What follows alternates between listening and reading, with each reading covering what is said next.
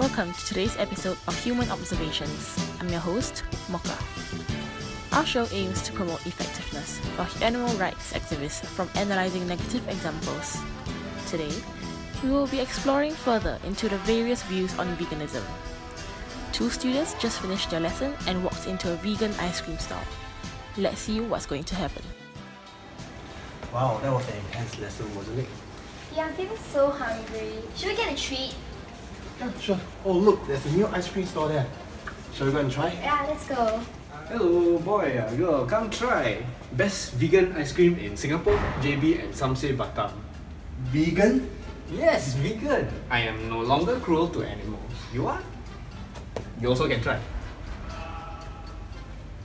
How was Not bad. But how do you make it vegan? Well, it's simple. No need butter, no need cream, no milk, no eggs, no dairy products. Just use soy milk and some substitutes. Very easy, very healthy. But why on earth would you make vegan ice cream? Well, see, I saw this video once. You see up here? It is what it looks like, a trap left out in the wilderness where animals would fall into it, and not just fur-bearing animals, dogs, cats, eagles, didn't matter. More likely they would come and they would find just one limb because the animals would self-amputate themselves because they had babies to get back to. So, the stories the speaker told of, they resonate with me so much. I mean, animals have emotions too. A mother cow will care for a calf. A dolphin will help care for humans. They have feelings as well.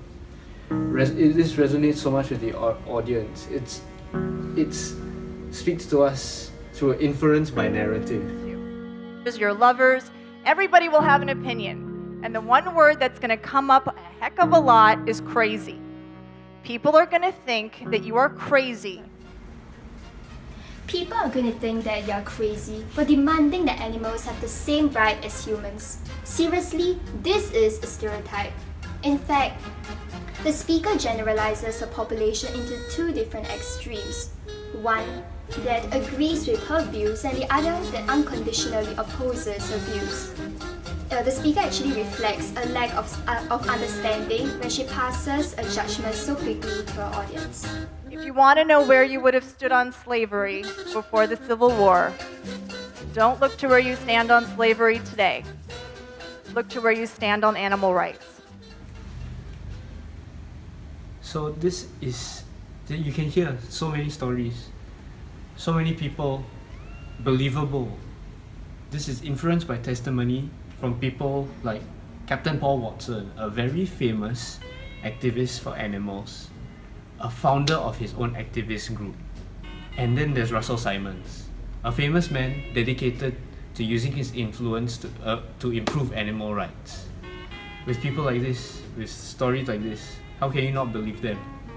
So, like you see those stories by Reyes, the dolphins, the primates, animals have so much better ethics than us, whereas us humans are. There was an experiment where there were primates in a lab. Every time they pushed the lever, they watched another primate get an electric shock. How many times do you think that they wanted to hit that lever once they learned what it meant? Some went hungry for 14 days. Do you think that most people would go hungry for 14 days? See, this is such a groundless argument. The entire argument of this lady is based on the belief that all animal testing and experiments are unethical, therefore all of their results should not be trusted. However, in this case, she based her argument solely on the results of one of such experiments. Therefore, my question is, can her arguments be trusted? Yeah, I'm very tired of arguing you already. So, you want the ice cream or not? Don't want to No, uncle, vegan is not for me. Why? I mean, vegan is kinder to animals. You want to be cruel to animals, is it? Shame on you, you want to be cruel to animals. You want to abuse animals like that so much. You are very cruel, very selfish. And this is an ad hominem argument.